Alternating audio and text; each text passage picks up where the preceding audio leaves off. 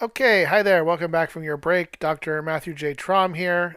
We are in the middle of talking about patents for engineers. And if this is the first video you happen to click on, just a quick disclaimer, I am not a lawyer. This lecture is not meant to be legal advice, and please, before making any legal decisions, do consult a bona fide lawyer before you do anything in terms of legal decisions. All right, so we were here in the lecture outline talking about patent infringement and preserving patent rights, and we gotten about halfway through the patent infringement slide when I hit my 15 minutes. And so where we are now is talking about dangers of a lawsuit to the patentee. And there's several different ways that filing a lawsuit against an infringer can become pretty dangerous for the patentee. And so the defendant has a lot of things that it can do, he or she or it can do.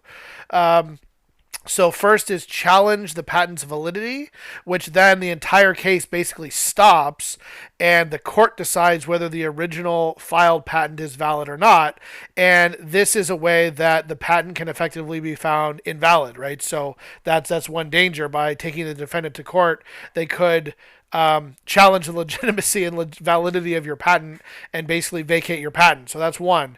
Two is that they can claim that the action is not infringement, which again is decided by the court's inspection of the patent claims. And so they might have found, some sort of workaround to your patent, and the court is basically going to compare what the alleged infringer is doing to what your claims are, and might then create a loophole in your patent that allow other people to infringe on your patent by sort of doing that close inspection of the claims of the patent.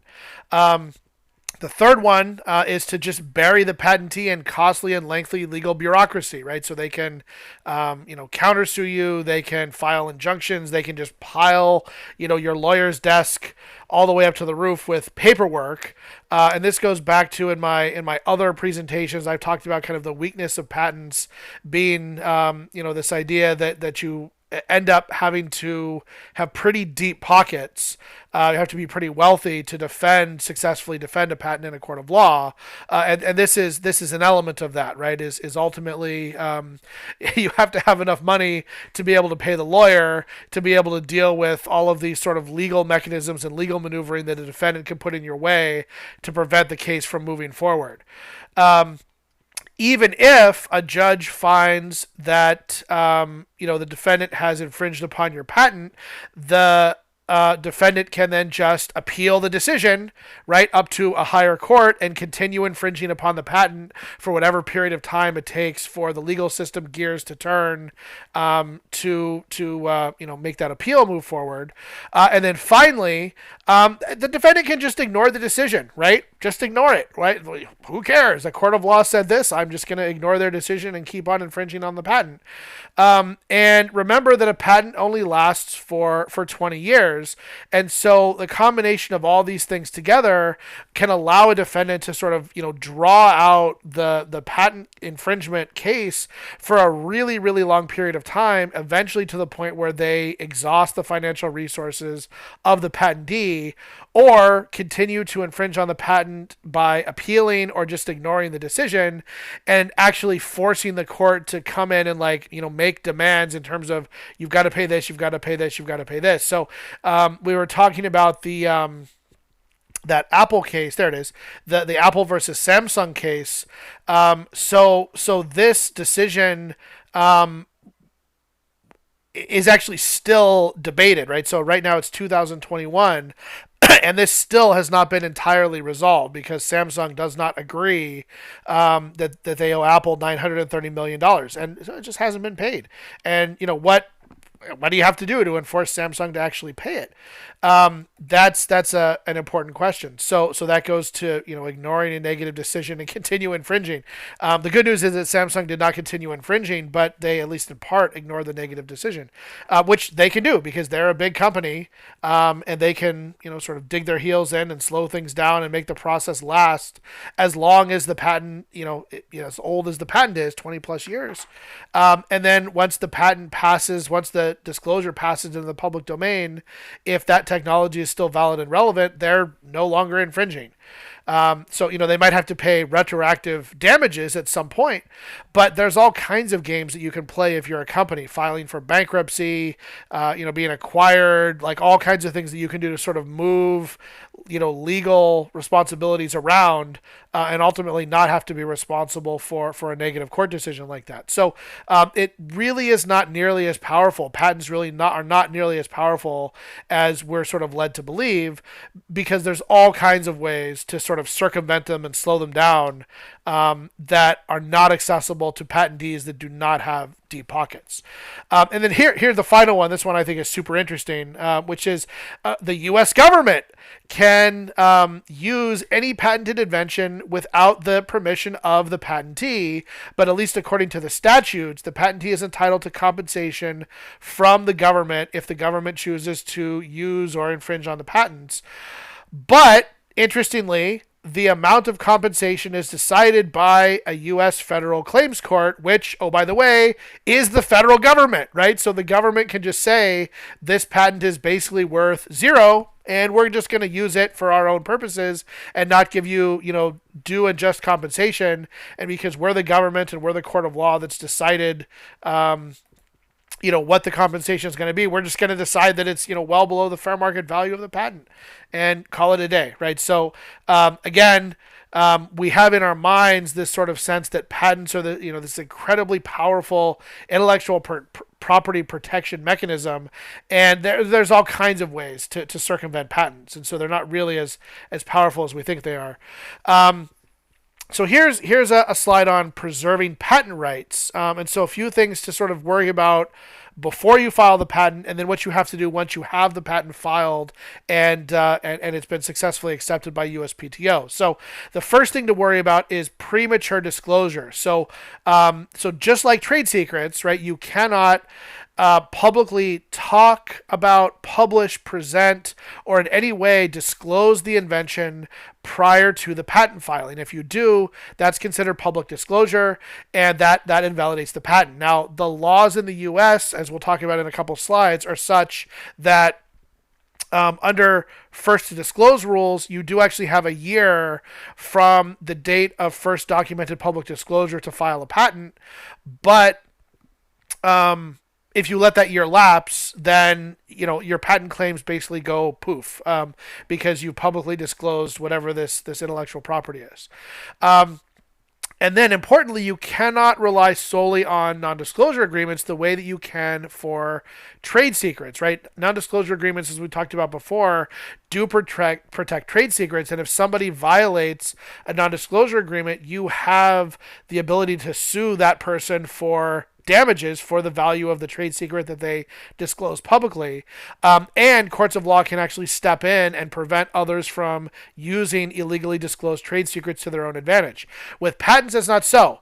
If you have something that you ultimately want to patent and somebody is under an NDA and they publicly disclose whatever this thing is, you don't have any recourse under patent law to get any damages. And so you have to be really careful about who you share technology with when you're intending to patent that technology, because if you share it with an outside person, cover them under an NDA, and then they disclose, you can sue them for trade secret violation, but not for a patent violation.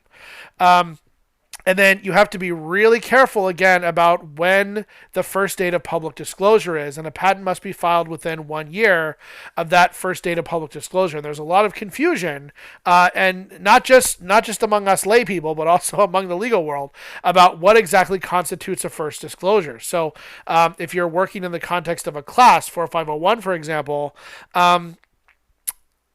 and you give a presentation like our poster presentation at the end of the semester, is that a public disclosure, yes or no? Well, no, right? Because it's happening within the confines of the University of Florida, and we control who can come in and come out of those presentations.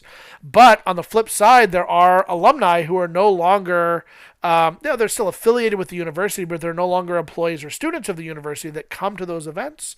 And those people are outsiders, with respect to the closed UF community. And when you share with them your intellectual property, that could potentially be first public disclosure. And so ultimately, if you end up in a legal argument about when that first disclosure was, some potential patent infringer could bring up this poster presentations of the first public disclosure, and that would then push back the date by which you have to file in order to get first to disclose protection under U.S. patent law. So it's very important for you, once you realize that you've disclosed something, to document that you've disclosed it publicly, record the date, and then the clock starts ticking, and you have to get your patent filed within a year of that date. Okay, so once you start down this path of filing a patent, what does it cost? And these are not legal fees; these are just the fees that you have to pay to USPTO for them to either even go through the mechanisms of considering the patent. So, and I've got the numbers here for what's called a micro entity, and I'll describe in a slide or two what a micro entity is. But as of 2021, to file a provisional patent application, there's a fee of $75. To file a non-provisional, so a provisional patent is like an initial disclosure, and then a non-provisional patent, that's the real patent, that's the utility patent or the design patent, or even the plant patent that we talked about before. That is $430. And then once the patent is approved by USPTO, you have to pay a $250 issue fee. And then you have to pay 3 maintenance fees over the life of the patent. So the first fee is due 3 to 3.5 years after the patent is granted. That's $500. The second one is due 7 to 7.5 years after the patent is granted. That's $940. And then the third one is due 11 to 11.5 years after the patent is granted. And that one is $1,920. And these are the lowest figures, right? These numbers actually go up if you are a small entity, and then they go up even more if you're a large entity, which I'll define for you in a second. And then, to add insult to injury, USPTO does not mail notice to the patent owners that the maintenance fees are due. You actually have to remember that those maintenance fees are due and pay them before the deadlines, or you end up getting a fine attached to those fees. And once you have the fine, then you know, because USPTO sends you the fine. So if you then pay the maintenance fees plus the fine, you're okay. But hey, you just had to pay a fine because you forgot, 11.5 years on that you have to pay this maintenance fee. And if you fail to pay the fees and the maintenance fee within the 6-month grace period, then the patent expires on the date of the grace period, and it enters into the public domain, and then anybody can use it. So there's a lot of kind of logistical baggage to keep track of when you've got a patent, to make sure that your patent is appropriately protected.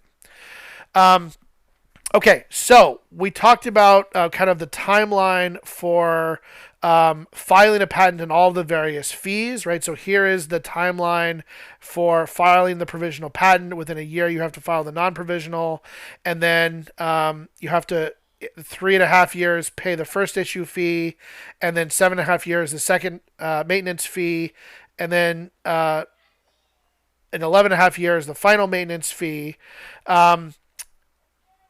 Those are just the USPTO fees, right? On top of those fees, you also typically have to hire a lawyer to do all of the paperwork for you. And so this is just an estimate of the amount of money per time that it costs to hire a lawyer to do this. And this is from patentfile.org. So in the first year, before the patent is even filed, the patentee has to shell out somewhere between $5,000 and $10,000 for the lawyer to meet with the patentee, the client, and write the new patent application.